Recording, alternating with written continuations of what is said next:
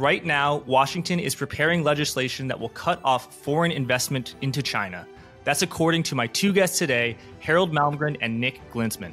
According to them, the Biden administration is preparing an executive order that will fundamentally alter America's financial relationship with China. Harald Malmgren is an ambassador who has been an advisor to 4 U.S. presidents and has been dealing with the Chinese and the Russians at the highest level for over half a century. Nick, for his own right, is an investor who has been a portfolio manager at macro hedge funds such as Brevan Howard. Their new venture, Malmgren-Glinsman Partners, is a research partner of Forward Guidance. So if you want discounted access, please email me at jack@blockworks.co. But in the meantime, let's get into this conversation. Gentlemen, great to have you here. Let's get right into it. Harald, what is going on right now in Washington with regards to China? Please give me and my audience all the details. In the Senate, we have 100 senators. Every one of them thinks they could do a better job than the president, just waiting their turn, and they're frustrated. They can't agree on anything, and suddenly they have discovered they can agree on one thing on both parties, and that is,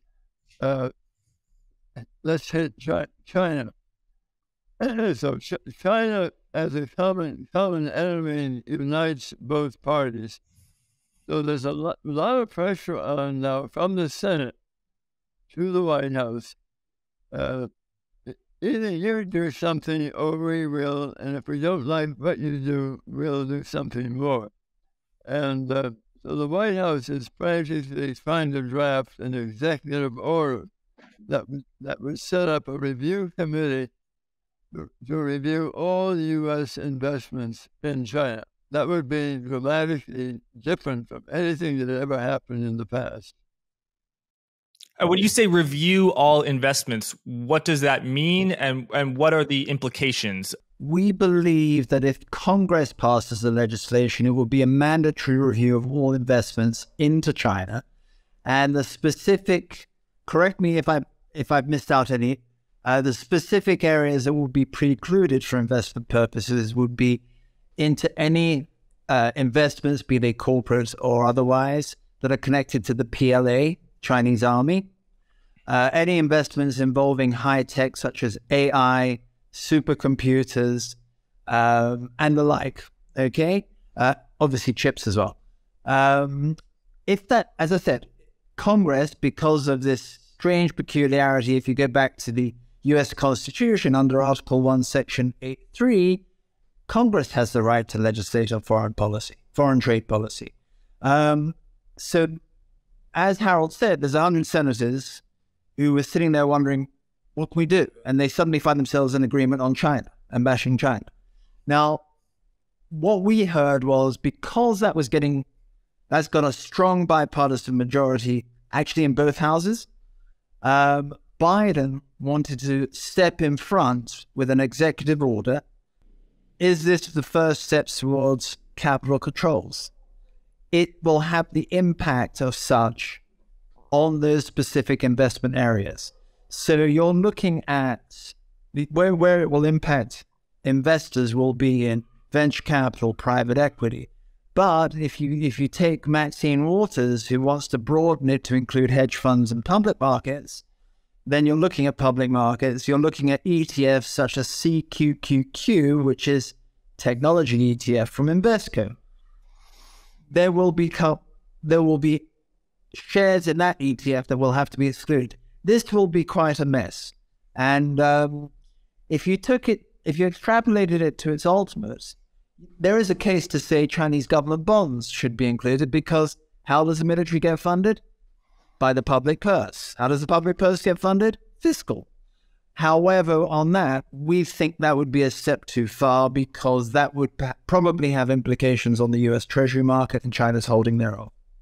Harald, just describe for our audience how closely tied the U.S. financial system is with China. In particular, it's not just the publicly traded stocks that Nick mentioned, but it's also the vast amount of money that's hidden from people who are just investing in stocks. It's the Chinese bond market, as Nick said. It's private equity, which has been absolutely pouring money into China, particularly real estate. So Harald, just how close is that relationship, and what gives you such confidence that this relationship is going to be broken?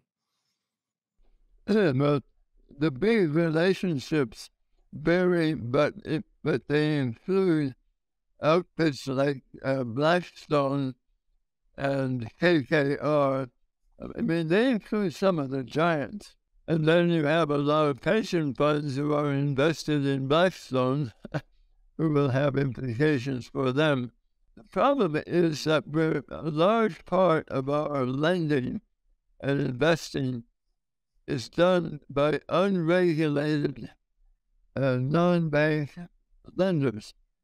And so the Fed and the Treasury don't really know readily how much the flow is. But we have friends looking at the data. It looks like the flow into China is diminishing at the moment. A lot of second thoughts among investors at this moment.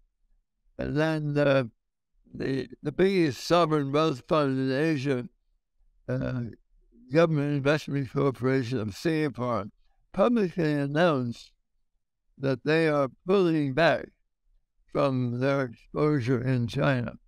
And there was almost no news about it in the U.S. press, but they are the most knowledgeable about China of all the investors. And when they are getting cautious, that means that they see trouble, that maybe China is becoming uninvestable. Harald, can you explain in a very basic way for me and our audience, why is Congress and President Biden, why are they so determined, and why are the U.S. Citizenry is so in favor of aggressive trade action against China? What has China done that makes America and so willing to get pretty aggressive when it comes to trade policy? Well, there are two Chinas. The China that we look at as an economy, and then we have the military side. And I think what everybody fails to understand is the way Xi Jinping came to power, he separated the military. The military reports only to him.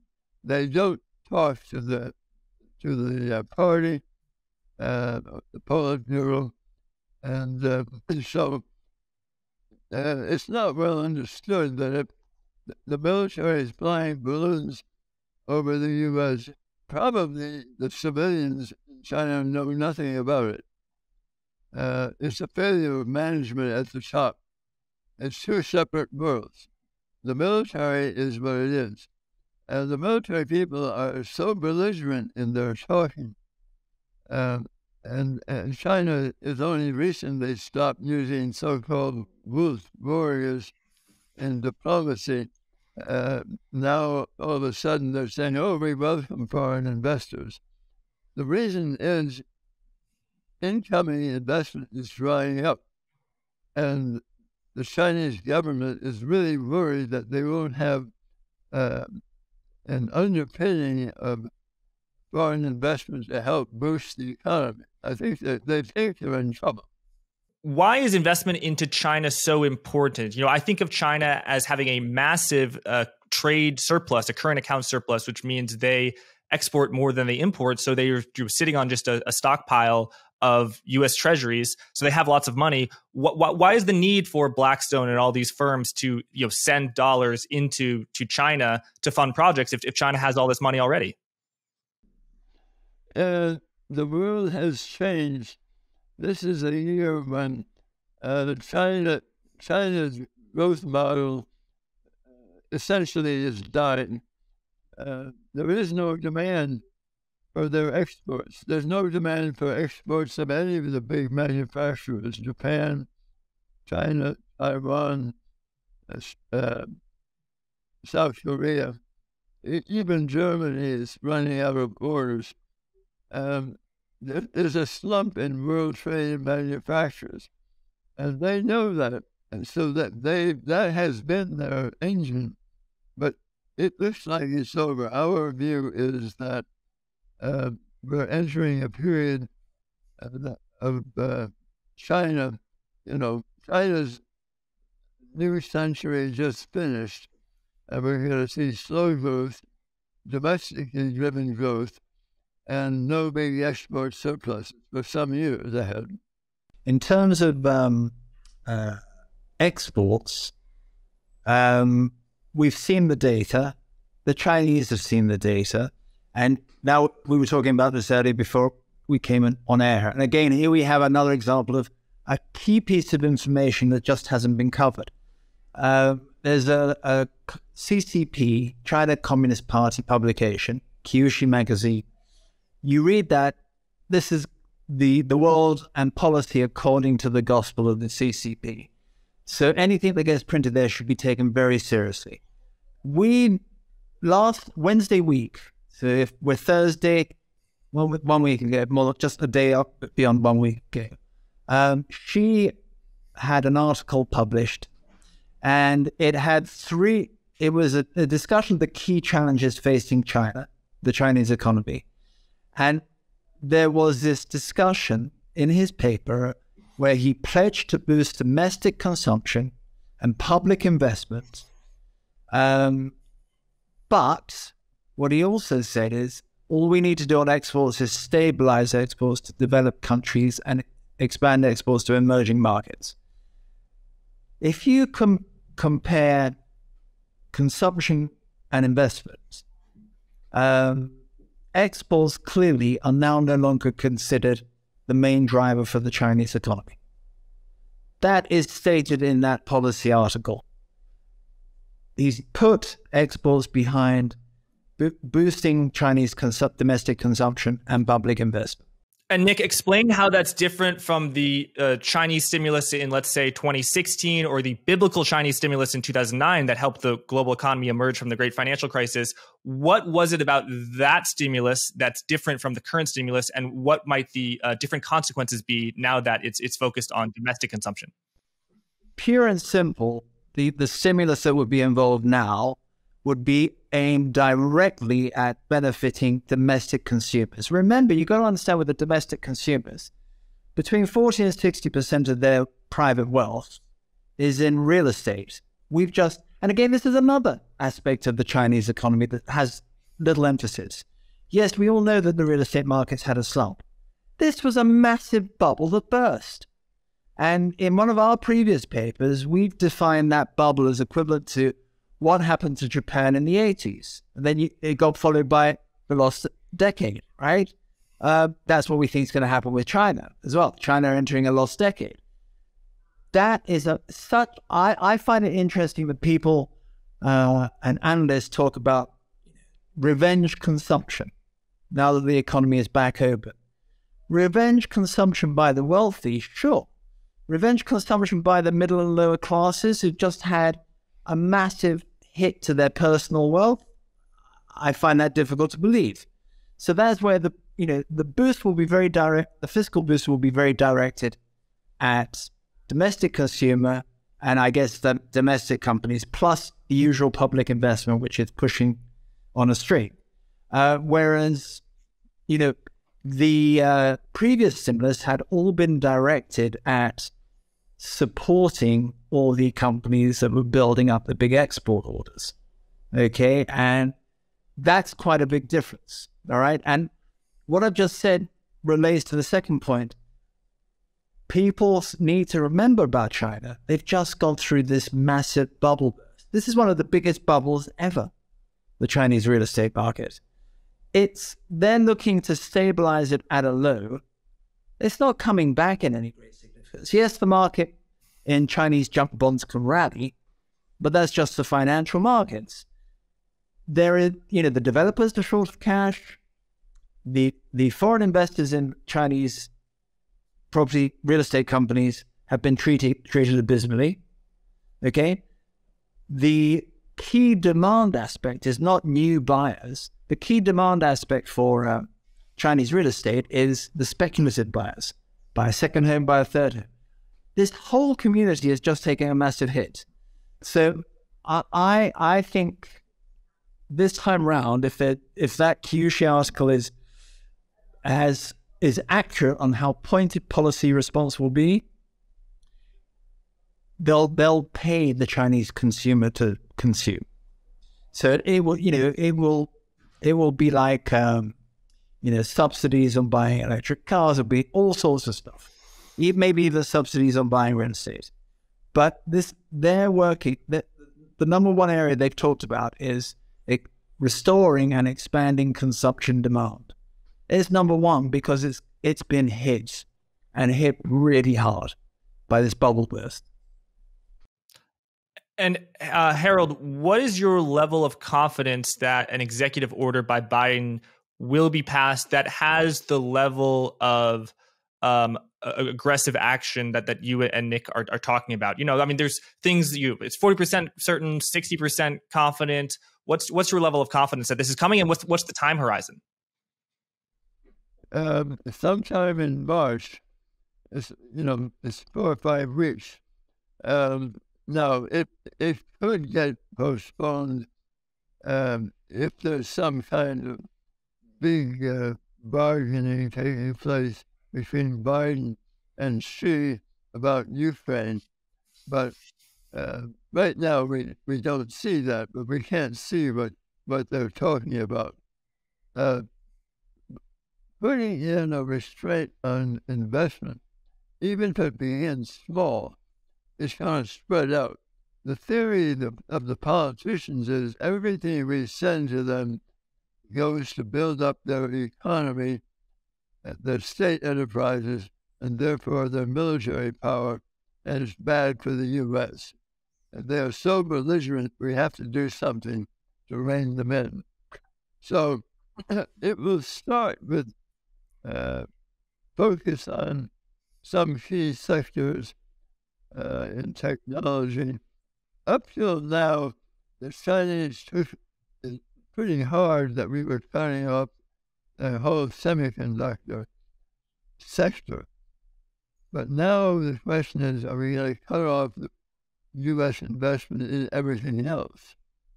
The high-tech industry in China is quietly, well, I don't know how quietly, they are raising a fuss with the Central Committee. We can't survive without that. We need the umbilical cord with the U.S. We're not ready to cut it. We're not ready to be our own. Don't have a complete decoupling. So there's a lot of pressure on Xi to try to avoid something dramatically bad. It makes him look bad. So, decoupling up to now has been about specific products. But if it's about investment, that means, investment in real estate, investment in scientific and research going on in the universities. But the Congress wants us to review all that and stop some of it, slow down the flow. The screws are already being turned on trade. They already have been turned with the CHIPS and Science Act, and that's trade. That's the transaction of goods. But when it comes to the flow of capital, of foreign investment into China, that hasn't happened yet. But you're saying that's being worked on right now. And Harald, would that restriction of foreign direct investment into China, would that apply only to new investments, new private equity deals, new venture capital deals into China? Or would it apply retroactively to deals that were done in 2021, 2020, 2018? Yeah, probably it will start by new. But then a lot of investors will have to say, wait a minute, how exposed am I?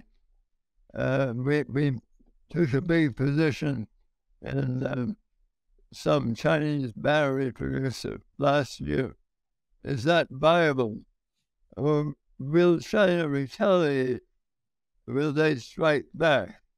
And if they do, what would they do? They could say to Tesla, sorry, it's been nice having you as a partner, but you're gone. We're taking over. And, our companies, or GM, I can see the Chinese saying to Mary Barra, you can keep your office here, but just removing the decision-making to the Central Committee. I mean, it could get very nasty. Jack, I would equate this to, we don't think it's going to be retrospective, but some of the asset allocators' responses could have a similar impact to retrospective. So if you think of a large US pension fund, state pension fund, or insurance company, or as we saw with GIC in Singapore, they say we want out of these funds because of where you're invested, then liquidity has to be raised. Pressure is on the fund manager to get liquidity, which I suspect will be leverage to pay these clients out. But that pressure could snowball. So it's sort of like a similar effect. Also the other thing is, one of the reactions, don't think the Chinese won't react. They're going to react, and they're going to react badly. One of the reactions, of course, could be, at the corporate level, is effectively nationalizing, taking control of the assets. In the financial level, it could simply be, you're not taking any money out of this country. So what does a Sequoia domestic, what they call a domestic office, independently managed, but with foreign investors, what would they do if they got redemptions and they can't pay it? Does the head office in California? I tell you what's really interesting about this is the lawyer in the legal profession, only Washington D.C. and Silicon Valley lawyers are looking at this. We haven't heard of any New York offices focusing on this. So finance is sort of neglecting it, except if you think about Silicon Valley, it's both the tech companies and VC and private equity. That's where it's going to hit. So it's those two areas. But I think finance should be looking at this because there are implications for the public markets. You may get one portfolio manager, a CIO, saying, this is really complex legislation. It ain't going to get any easier. In fact, it could be added to out of China. We'll do Chinese proxies. Okay, so this is, that's where you have a retrospective reaction to something that's not retrospective. I would equate it to what's happened with ESG and the impact it's had on some funds and some corporates, right? The impact has been equivalent to retrospective, even though it's forward-looking policy. So in that respect, there is an impact that could be retrospective. Because the Chinese stock market has been in such a vicious bear market, the last few months notwithstanding, do you think that foreign investors, if enough of them have already dropped their holdings of Chinese stocks, so the crash has, so to speak, already happened, or no? I think what's happened this year is the trend has been to try those sectors, those assets, try it again.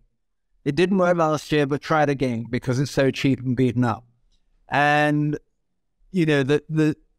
I think that's not necessarily a policy for investment right now, especially if you've got. I mean, if you have this policy coming through, and it's not just it's not just the US. The Europeans are looking at policy to restrict investments more at the corporate level, but I think once this starts to kick through, it will be a slow bleed, but you'll get occasional moments where, just get me out of this position.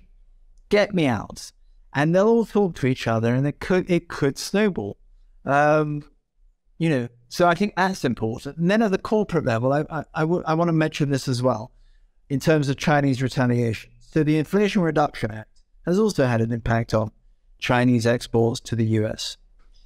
The Chinese retaliation to that, which includes not just retaliating against the US, but also the European Union, i.e. the West, is they're going to cut exports of raw materials and intermediate goods for the solar energy market. Well, at present, the West depends on China. It's like 95% of all the product they need comes from China. Of course, if you look at photovoltaic area of their business, the Germans actually started it, but they lost out because the Chinese kept subsidizing, and it became cheaper and cheaper, and the Germans became uncompetitive. So of course the West can rebuild, but it ain't going to be easy, and it isn't going to be cheap. So then the question is, what's the consumer prepared to pay? So, the Chinese are going to retaliate. That's an example of if you think about it, we're going to cut off raw materials and intermediate goods that are part of the supply chain for solar energy. That has a massive impact on net zero. So they're not mucking around, the Chinese. They will retaliate. So if we get this executive order, or if it goes to congressional legislation, expect big retaliation from the Chinese, just confirming deglobalization and decoupling. And as Harald mentioned earlier, the only thing that could possibly delay it is, there's been a couple of rumors that Biden and Xi in the background are working on a peace deal for Russia and Ukraine. Obviously, quid pro quo. You're not going to introduce that sort of legislation if you're trying to do a peace deal. Thank you, Nick. Harald, I want to throw a lot at you. Throughout your career, you were working at the highest levels as an ambassador during the Cold War, and then you also were very involved in globalization. Things are being made in other countries now. To what degree do you think we are in a Cold War right now, an economic Cold War? Are we headed to one? And also, what are the consequences of deglobalization? And if you think that we're in deglobalization, do you have any observations about how the clock is sort of being wound back as you've seen it being wound the other way throughout your career?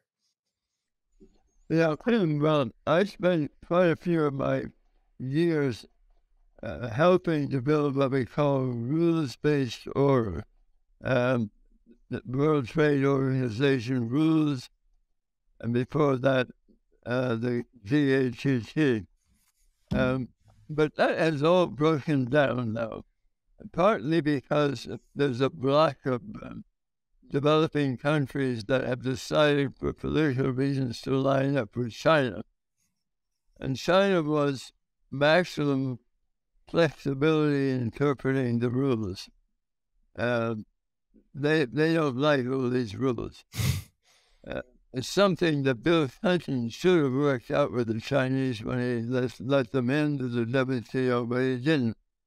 It's I consider that one of the great failures of foreign policy in recent decades.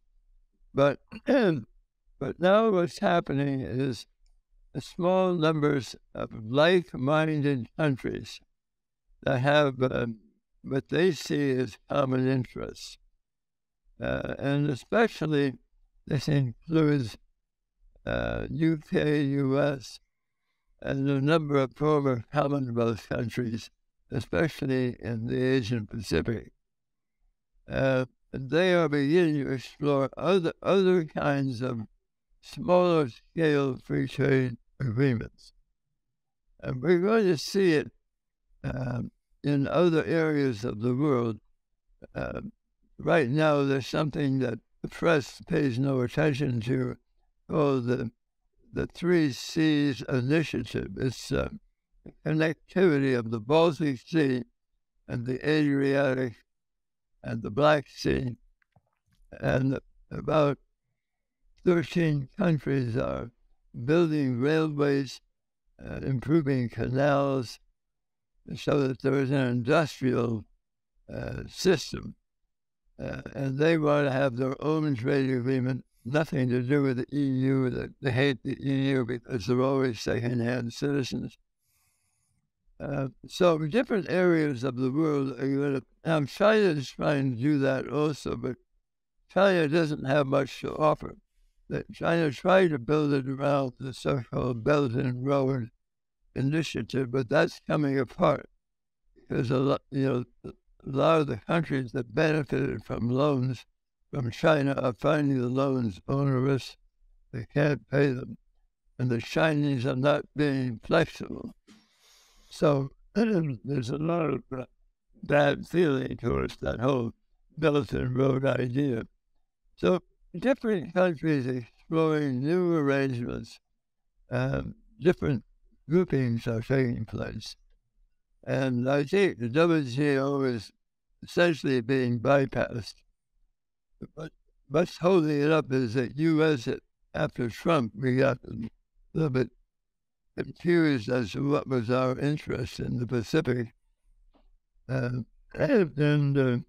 Biden is, by his history, it's easy to forget his political base from the beginning of his career was industrial unions.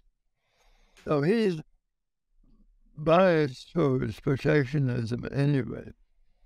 And so right now, the U.S. is not exploring a new deal with the Pacific in money. We're exploring a new defense agreement, but not trade.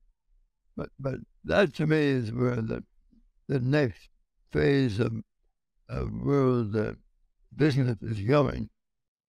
And so that's what this new order, Nick, looks like politically.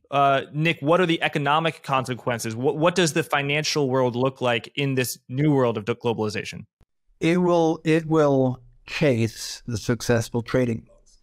I just wanted to add one other thing to Harold, to which he was referring. So in Asia Pacific, there is the CPTPP, okay, and there are negotiations currently going on between the UK and the leaders of that group. It's a huge group that doesn't include China. It's that whole crescent: Southeast Asia, Japan, Southeast Asia, down to Australia, New Zealand, India, and across. And the UK wants to join, and there's serious negotiation. They're on the verge. The interesting aspect and the difference it has between the EU is the EU's protectionism is based on regulatory system. You need 100 documents just to get it to the border, and another 100 documents to have it imported, and it's got to be this condition, this condition. If the banana is too curved, that's not good. This is all regulatory. The CPTPP, that's gone. It's pure Smith and Ricardo in terms of a free trade association. Now, there is talk that if the UK joins, that makes as a proxy for the US, and when the appropriate time comes, you'll see the US join. China will not be able to join, because if it's based on your Smith/Ricardo principles of free trade, well, China doesn't meet any of that. You can't freely export to China. There's no there's no free flow of capital. So there is talk that the CPTPP for this large group of nations would be a de facto WTO for those nations. If there's any problem, it'll be sorted out with discussion. Okay? Now, from a financial markets point of view, if you think that's going to work, and we have evidence of that working, you will be looking at the assets of those countries. Who benefits most? It'll be relative within, and then you'd be looking at the countries that are excluded from that. Okay? China. We've been just talking about China de-emphasizing exports. Well, one of the obvious trades is, on that basis, you don't really want to be long renminbi. Okay? That to me is an obvious trade.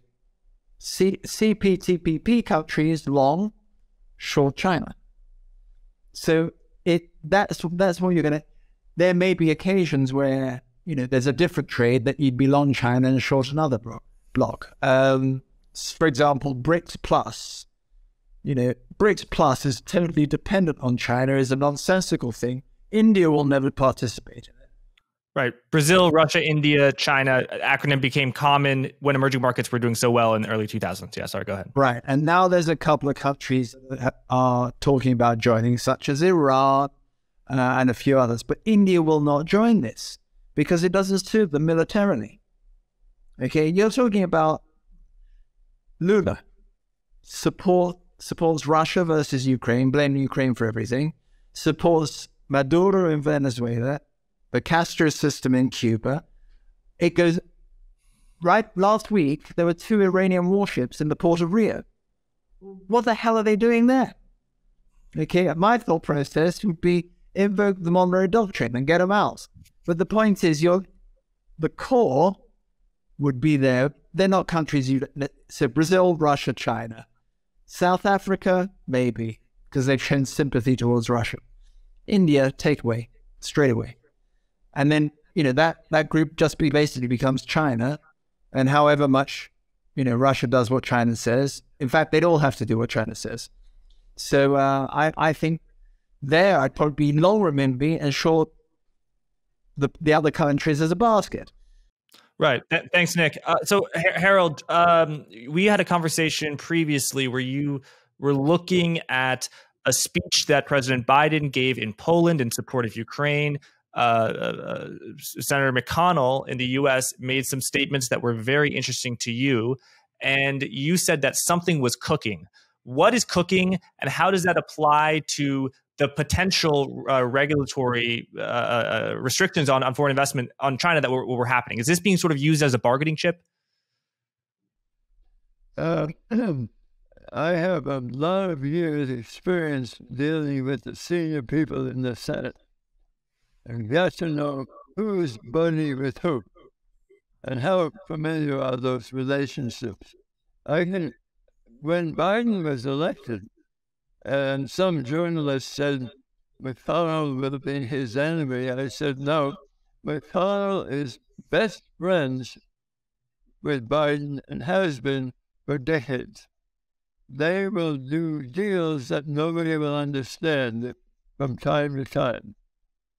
McConnell is a survivor. He'll take care of his party, but if he can find something to do with Biden, he will. So I see Biden making the speech, and then McConnell, coming out of the blue, makes a public speech. There was no reason for him to make a statement, but it was total endorsement of Biden. Among Republicans, that must have created quite a stir, because the Republicans are not unified in support of Biden on Ukraine. So my brain says those two guys have got something they're doing. Biden has got a deal coming, and he needs McConnell's help. And what would that be? I think, to me, what I'm reading is he's working with China to do something to stabilize Ukraine and maybe ease the pressure in the U.S. against China. So it's an unknown, but it's just my experience with people of this type. They're not, they don't accidentally make speeches, and McConnell calculates everything. And I'm sure he's thinking 2024 is presidential year. So he doesn't want to be tagged with Ukraine next year. So his speech was, I support Biden and Ukraine. He didn't say for how long. But I think what he was doing in helping Biden show a common power in dealing with China. Right. And Harold, you wrote a piece last year called "What the West Doesn't Understand About Putin," and you write about how you throughout your career you met Putin, and you were in touch. You were introduced by Primakov, who is known as the Henry Kissinger of Russia. What do you think when you were reading Western accounts of Vladimir Putin and his ambitions last year? Whether it's objective journalism or op-eds, what were people missing about Putin and his intentions? And what have you made of the war? Well, Putin's objective from the beginning, he said this is not about Ukraine. This is about rebuilding the greater Russia. But what he means by that is not the Soviet Union. He personally thinks Soviet Union was a bad idea, was bound to fail. He wants to recreate imperial Russia. One ruler for a large number of countries, including the countries like Kazakhstan, Turkmenistan, Tajikistan, and the countries going down from Poland to the Adriatic on the Black Sea, Romania, Bulgaria. His interest is in that group of countries, and his ambition is to chip away at the Western resistance. But he began with Ukraine because it's popular inside Russia. They have all sorts of characterizations of Ukrainians full of Nazis and Jew baiters, and it's propaganda, and they were a target. Now, what has happened is the Western countries haven't been paying attention to what is his really objective. And the answer is he's thinking about some of the neighboring countries, and he's actually building up some positions in Serbia and Georgia. He would like to run over a couple of the other countries while we all get distracted. But the trouble is, for Putin, he had to use the whole of his army, every spare male, so he's running out of capability. And Harold, do you think that Russia will invade other countries, given what you just said? And I mean, what would be the consequences of that, given how stern the U.S. Is with NATO and NATO adjacent countries in Europe? The sternness of NATO is new. When he went into Ukraine, nobody in Russia believed that NATO would be interested. And the calculation was Biden is running away from overseas problems. Look at Afghanistan, he ran out of there without a plan. But it turned out that Poland and the four Scandinavians and the Baltic states and even Belgium and Netherlands had been quietly forming a new military coordination system that actually we had terrible press about how this formed, but the U.S. Navy's Second Fleet, which is not NATO, it's managed out of Norfolk, Virginia, became the coordination point. So was NATO unified against Russia? No. Reluctantly, France and Germany are joining this opposition, but this was a new group of countries that saw their own destiny at stake. And they have long experience with Russia, coming over the border and making their life miserable. So it's NATO sort of, but it's something new and different. But it's very well armed, and it has the U.S. Second Fleet, which is a bunch of submarines that have nuclear missiles in the Baltic Sea. We even have some of the Second Fleet in the Black Sea. So, not familiar to the press, but there's something very big that took place that changed the nature of Putin's calculation. He didn't see it coming. And now, of course, he's stuck in a mess. He can't get out easily. And he's not well. I mean, who knows how long he will last. But I think it's very inconvenient what he's doing because the Chinese don't want an all-out confrontation with the U.S. So, they may talk about helping Putin, but they're not going to go that far. They don't want to anger the U.S. to the point where we completely decouple with China. So, it's a very interesting moment in diplomacy. Now, personally, I think this is Biden himself and McConnell talking with Xi. I don't think this is Blinken and the staff in the White House. I think that traditional Biden deal, I got a big problem. How do I cut a deal and reduce the pressure? Very typical of his whole career. Right. So Harold, those points you made are very, very complex. But Nick, in as simple as possible, could you explain the ongoing relationship with China, Russia, and the U.S. and how you see it, how Harold sees it? Just explain the facts. President Xi is going to visit Russia soon to discuss the war effort, and the U.S. is threatening that it will disclose intelligence about how China is supplying military, non-lethal military supplies to Russia. What's going on here, and how do you think it plays out? And as simple as possible. Okay, if you take the optimist route, Xi goes to Moscow, spends time with Putin, explains the deal that he's hammered together. The deal, from what we understand, what we've heard in the rumor mill, is basically go back to the status quo before this latest war. So Crimea and Donbass stay Russian. Okay? So Russia gets nothing. Russia gets nothing. Gains nothing from where he was before.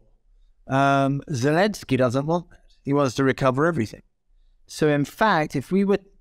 And sorry, by everything you mean Crimea, which Russia already possessed before the invasion. It seized in 2014. Yeah. It's what they got in 2014. Yeah. But before this invasion last year. So would Putin accept what she is organizing? I suspect yes, because the economy is in pretty shaky ground. Okay. Would Zelensky accept?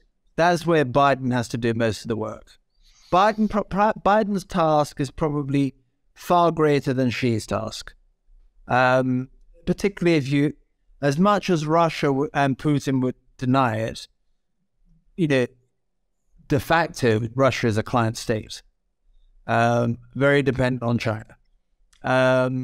So I think that if Biden and Xi have created this opportunity, the onus goes on to Biden to persuade Zelensky to accept this. And Biden just was in Ukraine with Zelensky. Yeah. And the interesting aspect is we heard within a month of the incursion back last year that the Russians were putting out feelers to have a discussion of, let's go back to where we were beforehand. Let's stop this. So there was a desire then. The question is whether there's a desire now. Even if there isn't a desire now amongst the Russians, one suspects that she will persuade Putin, and that's probably all related to the idea of, look, we've got so much going on. We're trying to create a different world order. We're trying to create a different reserve. We're challenging the Americans in the West all over the place. Go back to status quo, pre-invasion status quo.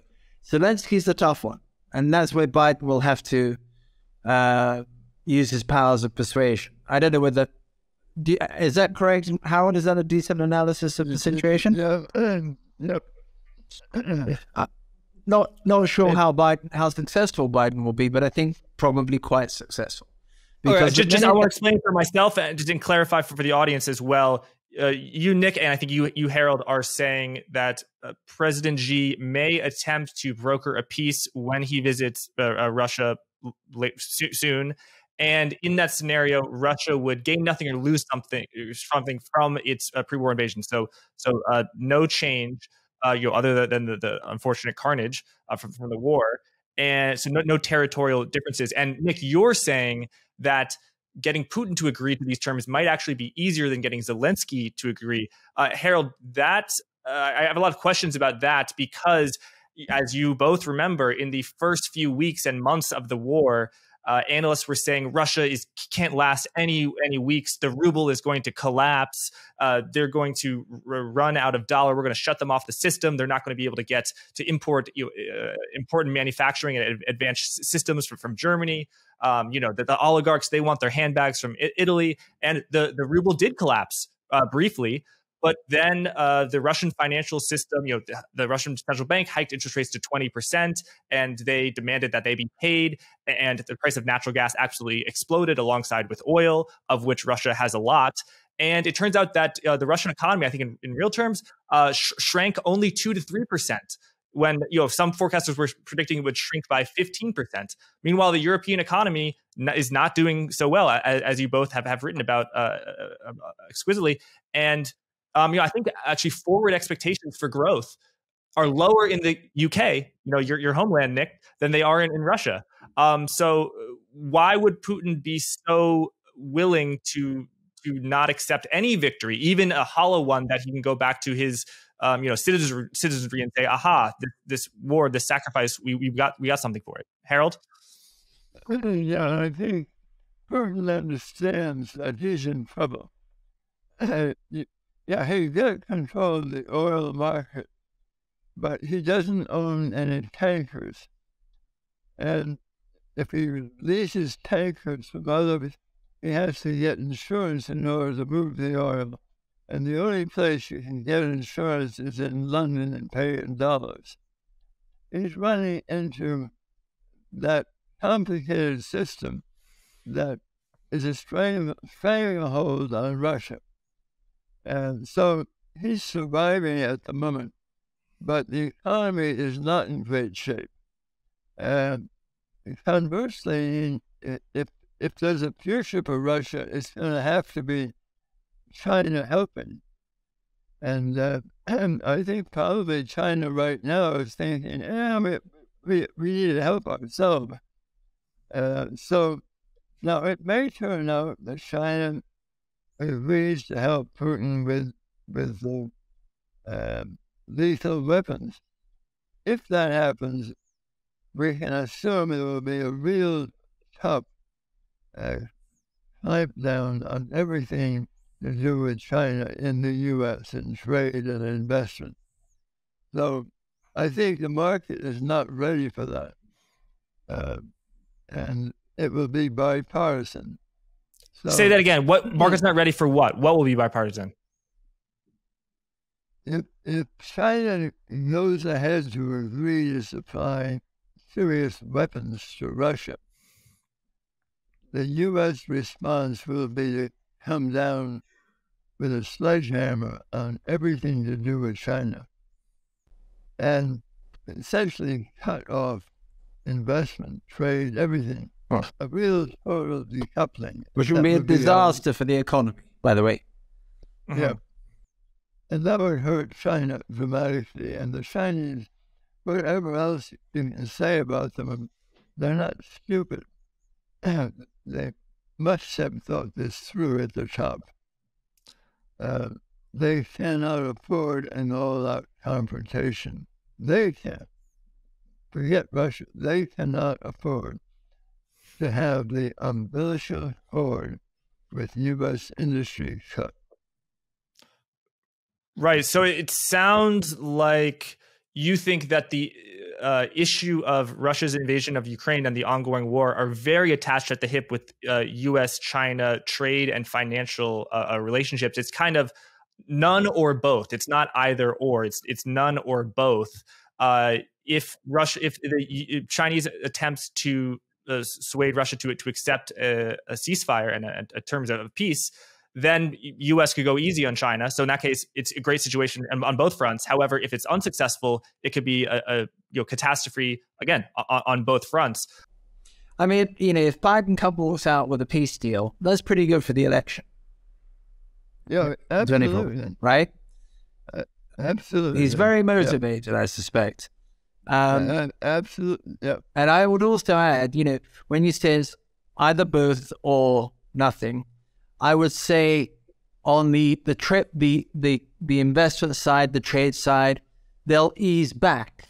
They'll still do certain bits and pieces. There will still be stuff coming down the pipeline. Yes, right. But they will ease back. Yeah, they'll ease back. Well, there are several more topics I want to ask both of you about. I want to ask you about global liquidity. I want to ask you about the health of the U.S. economy and the a new neo-mercantilist order. But before we do, I thought this would be a great opportunity to let our audience know about your new research partnership, Malmgren-Glinsman and Partners. Nick, what is the focus of this research product? And then tell us about the different offerings, the daily and the weekly. Okay, our principal focus, one thing I've always noticed when I was on the buy side, is you've got geopolitical specialists with their geopolitical commentary. And then obviously you've got macro market specialists. Never the two combined. There's no fusion. The geopolitical people have tried, but it doesn't really work. And to us, that's a big gap. Also, the other thing is, many of the services on the geopolitical side have become somewhat complacent because it's a big market that's not really serviced by a lot of people. So we decided, and we've been asked by a couple of big institutions too, is to fuse Harald's evident expertise and my knowledge of the markets into an effort whereby we can look forward, medium and long term, for what we think is coming down the pipeline. And then once we've done that, which is usually geopolitical, is to then come up with actionable ideas that are based off of either hedge, because you can't position for it till it happens, or stock alpha, which is what we're talking about here with China. That's partly stock alpha. We know the companies that are going to get slammed if this goes through. Or macro beta, which is also part of this and part of the other papers. So what we're trying to do is geopolitical driving fused to macroeconomic analysis, followed by market implications and suggested trades. And that's what we call our premium research product, and that has attached to it what we found is clients who want to speak on a monthly basis and want to have access if they need us. We can speak on a monthly basis, and they can have access to us either via Bloomberg, via email, via Telegram chat, etc. And we're pretty responsive. We've got compliments of being responsive in a quick manner. And then we also have, which is a product that's come from before. It's a daily macro newsletter, and we do that because to quote one of the top strategists on Wall Street, who works for one of the top research firms on Wall Street, he says he's a client. He says he needs it because he gets so focused on what he does, it reminds him of the other stuff around the world and even in the US that he should be thinking about too. It's a daily, and what I try to do in that is look at the markets, look at things that are odd. I did an article today about 0 days to expiry options and how VIX and the various volatility products that are, tradable have just, they're not responding because of these options. Thus, there's a dangerous level of volatility in the gamma, and that could cause problems down the world. Broadly speaking, Harald, you are the geopolitical world-class expert. Nick, you are the world-class macroeconomic analysis and investing expert, and your expertise is fused, and people can get access to that. There is the daily newsletter, a product that costs $1,200 a year. For guidance listeners can get discounted access for $900 a year.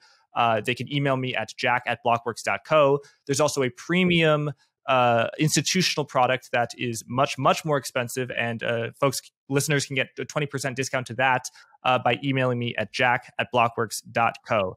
All right, now let's return to the topic of liquidity. I am not only so blessed to be able to have folks like you, both of you, on Forward Guidance as guests, but that experts such as yourself who have so much experience are actually listeners to Forward Guidance as well, which I consider an honor. Harald, you mentioned to me that you were listening to an interview I did with Michael Howell, who's an expert on global liquidity. And Michael's conclusions were that liquidity bottomed in October of 2022 and since then has been rising.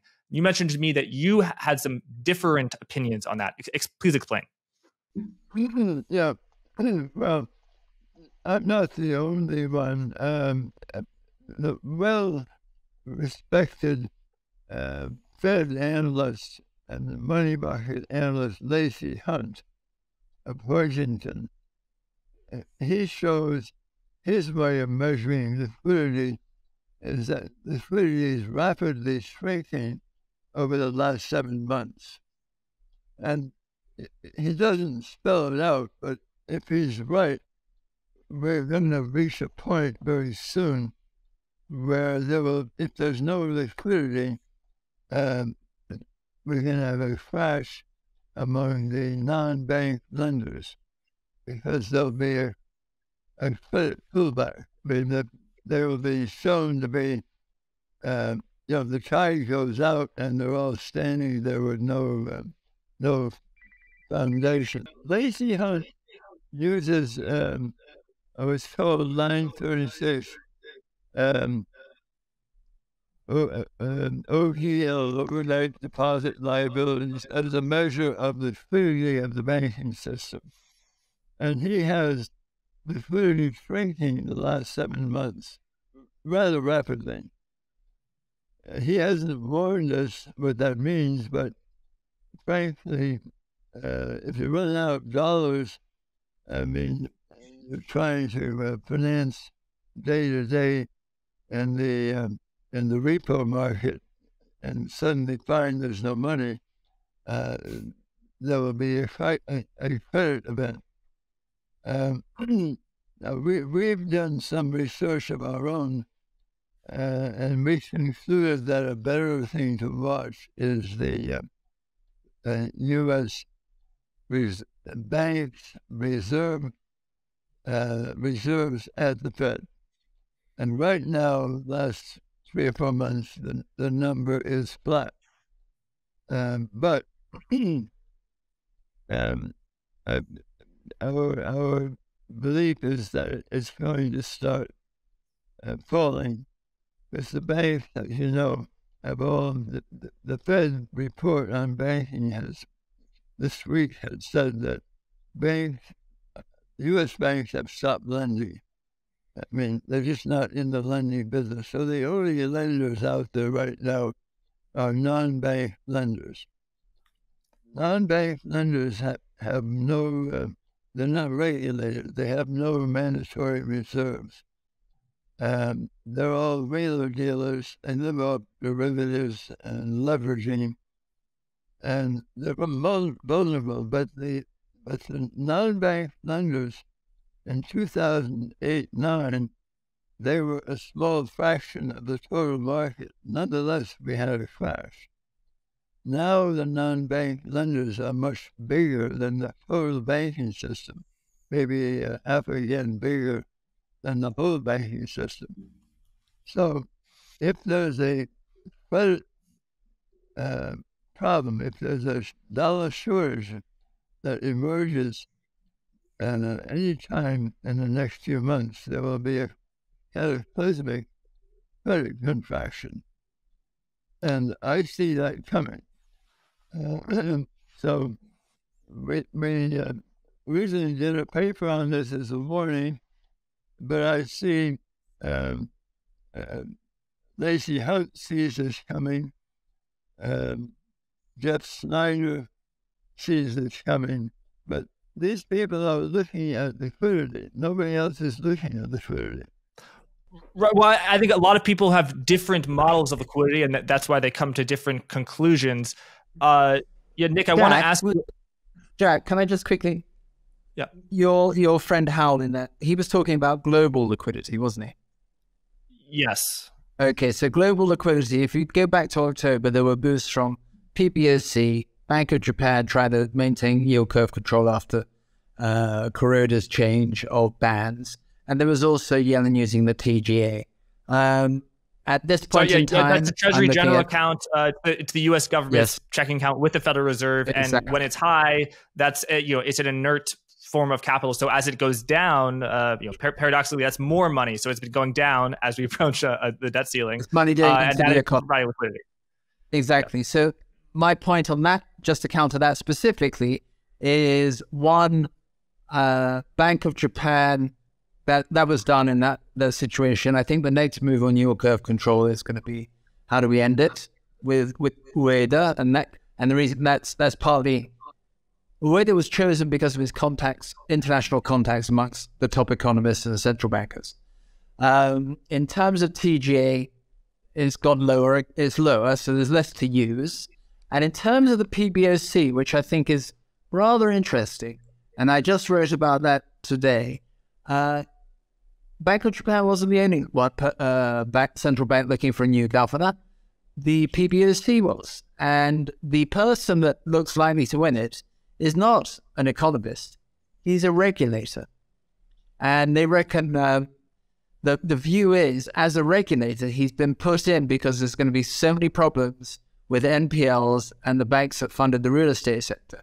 So the person they're looking at is Zhu Hexin, who is currently chairman of CITIC and former deputy governor of the PBOC. So they're going from an economist with independence to a regulator who actually will not even be in control of PBOC policy. He'll have somebody to report to as well. But Nick, isn't the verbiage from the Communist Chinese Party as well as Xi print? For domestic purposes, domestic consumption. That print, and no, I don't think it is print, and I don't think it's necessarily only PBOC. I think it's more fiscal. Okay? So now, if it's fiscal for the benefit of the domestic consumer, can that leak out? Sure, I guess it can leak out. It's not as impactful as Joe Biden's checks in the post. It's not as impactful because the US economy is still the prevalent economy. Okay? And an open economy. So I think all these three are probably headed down. So that's contractual. All right, Nick, I want to ask you now about U.S. credit, both within the banking sector, regulated banking sector, as well as the shadow banking, non-banking sector. Isn't it true that the U.S. banking sector is in the middle of a lending boom? If you look at credit cards, I mean, defaults are so low. The unemployment rate's at 3.4%. That individual defaults, like net charge-offs on U.S. credit cards, are lower than they were in 2019. And yes, I don't know if Harold was referring to the senior loan officer survey from the Federal Reserve, and credit is getting tighter. But I don't know if it's getting tight. It was very, very loose because of the giant credit bubble that we've been in.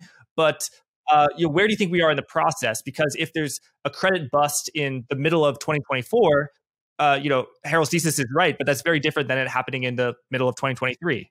I think credit conditions will get tighter in the US. I think if you look at market measures, everybody comes away, when you've done a study of the market measures of credit, thinking, what on earth is going on there?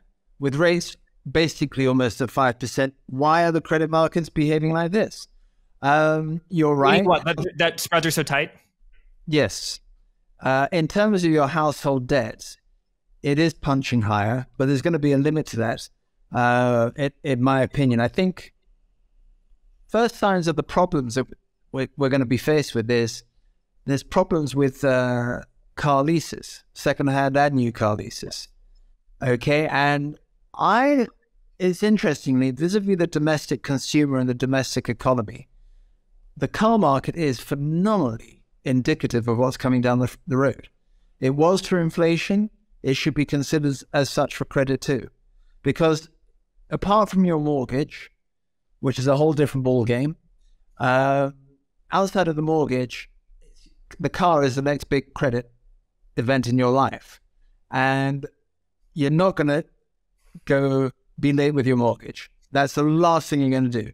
So the car market car leases, that's going to be the first indicator, is sort of beginning to twitch in that direction of tighter credit. So I'm feeling we've had our revenge consumption. Certainly services are benefiting. Certainly the labor market is extremely tight. People are working, people are generating income. But there are signs that we are getting to that point where we're in the froth of a cappuccino as opposed to in the cappuccino. And I anticipate that to start coming off. even with improving inflation, but I think people are going to be frustrated with inflation. Okay? So our call is the credit side from the banking system is likely to be pulled back. I think the loan officers report confirmed that, and data from the auto market is also telling you exactly the same, but from the other side. So I'm really looking at the car market. Then the other thing, it could be related, but trucking and freight indices are all collapsed. So are we just working off inventory, and are people taking advantage of the good pricing on that inventory that's being worked off? I suspect so. Jackie, look puzzled. I bet you've been to some sales and taken advantage of some of the sale prices. No, but I think it's from the Federal Reserve. You're absolutely right about the car loans. That is the only market where delinquencies and charge-offs are approaching or at levels of 2019. Every other market, student loans, credit card loans, and particularly mortgages, defaults remain low. And when the first scenes in The Big Short, when the bears are getting riled up and buying credit default swaps, they were quote being wrong by the market. But even then, delinquencies were rising. I mean, mortgages now I think are I don't know if they're the lowest ever, but they are the lowest for after the Great Financial Crisis, which really is saying something. So yeah, but we didn't have a broad bubble in real estate, not like we had in 07, 08, or building up to that. So no, cars are the indicator I'm looking at. It's just because also cars is not just traditional banks, some of the non-banks. Yes. Absolutely. I think Harald is spot on the money when he says to the extent that there are problems, and it is in the non-bank lending market. I totally agree. And also similar to the mortgage bubble prior to the Great Financial Crisis, highly related loans in the auto sector now, highly related to the value of the collateral. So if you bought a car that is $40,000 and you got a $35,000 loan that's now $20,000, people have a lot of problems. That's why folks are walking away from their cars. I don't want to dismiss that as an issue at all. Gentlemen, I now want to ask you about my favorite topic, the Federal Reserve. Vice Chair Brainard, a noted dove on the Federal Open Market Committee, is departing to join the Biden White House as a senior economic advisor. And a few trial balloons have been floated by former Real Vision guest and Wall Street Journal reporter Nick Timrose, those being Janice Eberly and Karen Dinan, to replace Brainard and to be the vice chair of the Federal Reserve, aka the Federal Reserve number 2, the person who has the most power, only second to Powell, at least officially. What's going on in Washington over there? Are these people doves? Are they hawks? What are the likelihood that these people will pass Senate or Congress confirmation? Harald, how about we start with you? Lyle Brainard was a dove, and she was the person around whom the other doves gathered. They watched for her lead. If she talks up, they talk up. But she's the leader of, let's say, White House-friendly member of the FOMC. Now she's out. So what will the Fed decide? Well, my guess is the White House will be in the middle of this appointment. And so we'll see. They'll be looking for someone who is essentially a dove. And there are a number of names out there. One that has not been mentioned, but I remember from Obama days, Austin Goolsbee. He was passed over because they couldn't get unanimity about him. But he is definitely of that dovish progressive side of the Democratic Party. And I think they'll look for somebody of that ilk.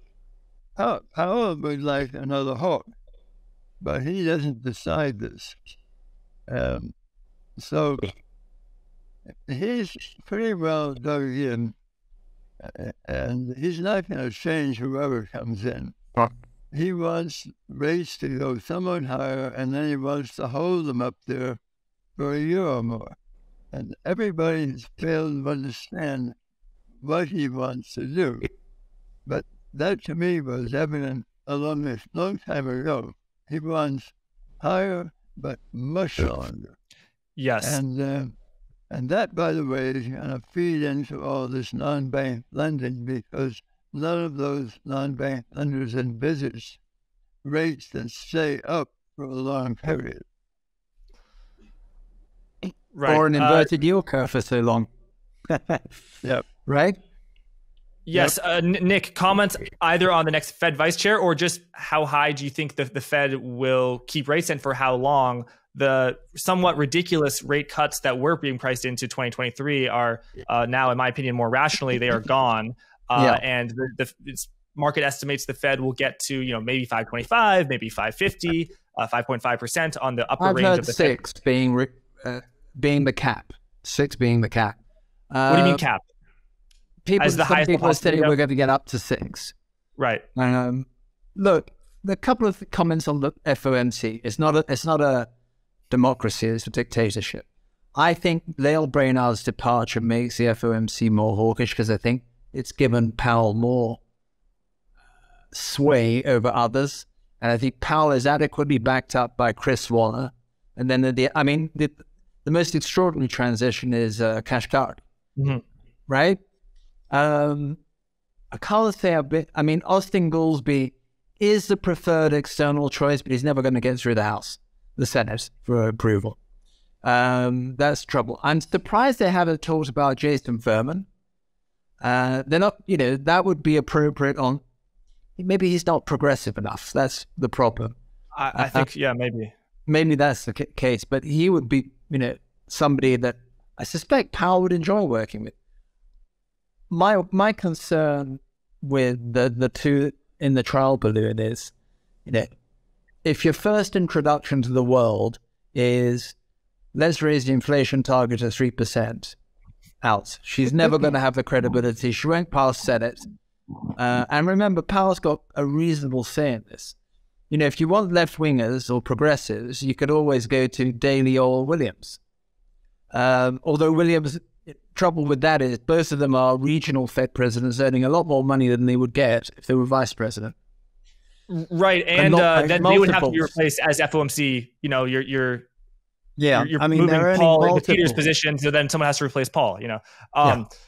So just Janice Eberly, a professor of economics, she's floated as a potential replacement in the Nick Timrose article for Brainard. You pointed out the paper.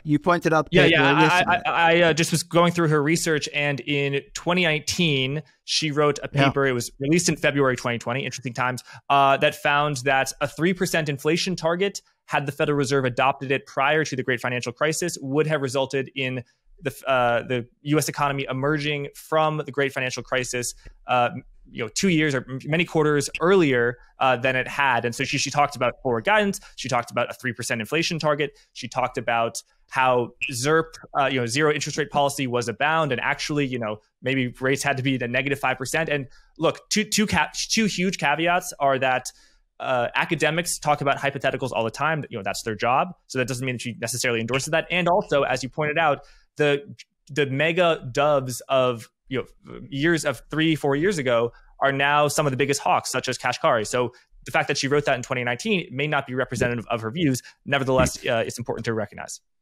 Well, and if it's not representative of her views, she should make that publicly clear as quickly as possible, because, great point, to be honest with you, a 3% inflation target with all the pumping and easing that they did during that period, really, it would really bring the economy out quicker. I'm not so sure. What she is talking about is not ZIRP, she's talking NERP. That's the that's danger. And also, legally, it's not clear that the Federal Reserve can get negative rates. So that was a real speculation. Remember, even now, most of the world's central banks that have tightened are still negative real rates. Okay? So we're still not restrictive. You have stirred the pot there, Jack. By pointing that out, you've stirred the pot, because that's the first thing that I've recently seen related to her. That's not a good sign. Republicans are not going to like that particularly, but I don't think the street would like it so much, to be honest with you. And she's there. Remember, the other thing that she has as vice president, and this is where Brainard was good, she has to know the system really well, because she's also got to back up Powell with the functioning of the system and all the issues with the system itself. What tells you that Janet Eberly has that knowledge? That's the problem with people that haven't been at the Fed. They haven't got the knowledge of the system working. I mean, our mutual friend Joseph would be in that respect, would be way better as a vice president of the Fed, because he knows the system, he knows the plumbing. He knows. I'd love that. I could get the vice chair on forward guidance. That'd be pretty good. Massive favor that. Well, gentlemen, this has been absolutely fascinating. I mean, I'm so lucky to have this. And I hope the audience recognizes just what a privilege this has been to hear your analysis. I have a final follow-up question, but yeah, folks can find you, Harald, on Twitter at Hal's Rethink, and Nick, they can find you on Twitter at nglinsman. Again, if people want discounted access to Malmgren-Glinsman, either the daily for the 900 or the institutional research product, reach out to me at jack@blockworks.co. And it would be helpful if in your subject line, you could make it clear that's what you're looking for. My final question is just to sum up what do you think is coming down the pike for U.S. regulatory action on China and the significance, because the subject matter is so broad and has so many consequences. I think it's easy for the audience and for me to somewhat get lost. But in simple words as possible, can you explain what's coming and what are the consequences of that? Nick, let's start with you, and Harald, I'll give you the final word.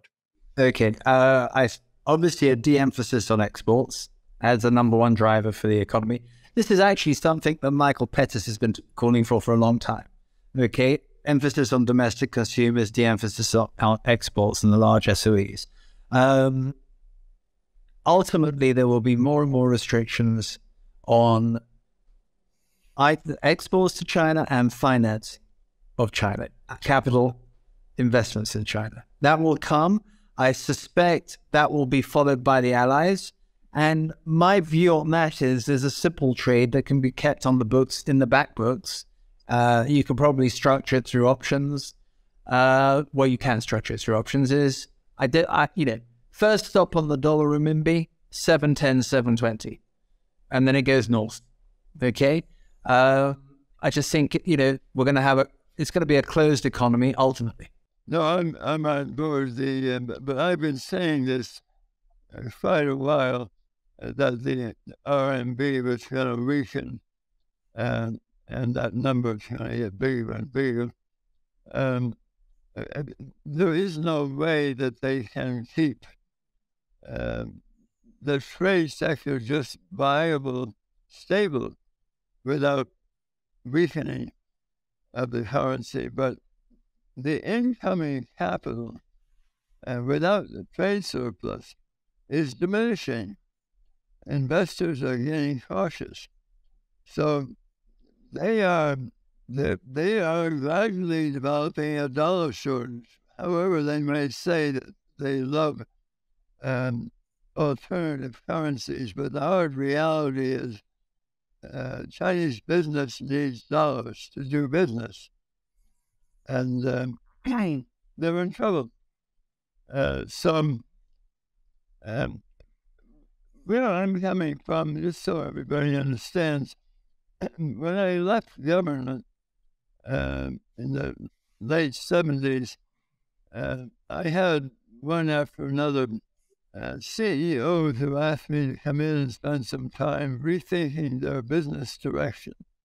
It was a novel experience, but it gave me huge insight into some of America's biggest companies. And then I got invited in by some of the biggest Japanese companies, especially Toyota. What do we do? And I helped them rearrange where they produced and move to the U.S.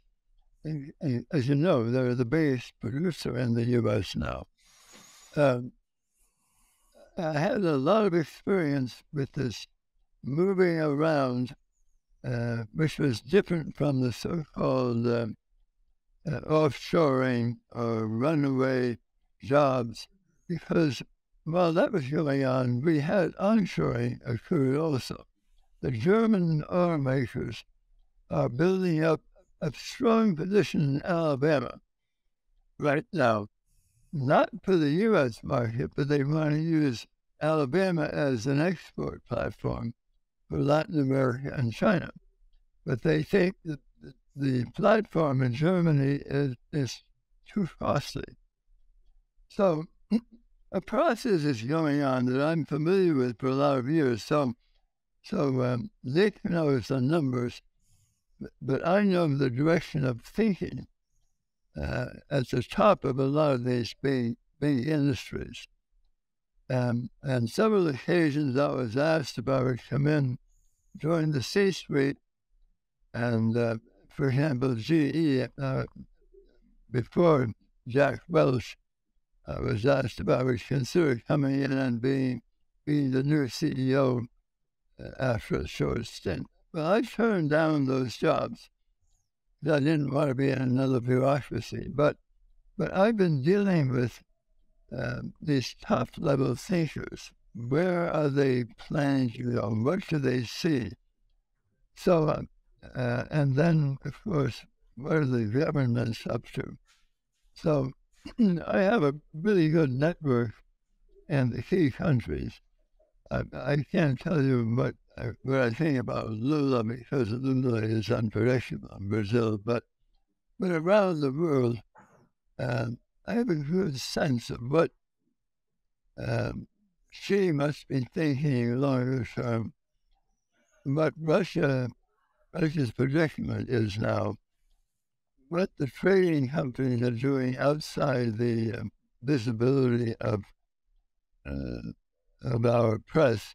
Because, you know, a handful of trading companies dominate everything from oil to food and fertilizer. But I'm familiar with that whole array too. So I was brought back into this by a couple of old hands who said, you know all these things, you know how it works, you know where it's going, and you get off your butt and return to work. And here's Nick, he'll work with you. Nick and I are finding this really agreeable. His mind goes really high speed, but with Nick, we are every day spotting numbers and developments that we're finding pretty exciting. So what we're doing is research outside the box. What do the big boys think? And also I have to thank Harald, because as you know, Jack, I've had my health problems, and this has just elevated me no end. So I'm on the path to recovery, and I think psychologically it's clearly due to Dr. Malmgren. Well, that's wonderful to hear. Thank you so much for joining, both of you, and thank you everyone for watching.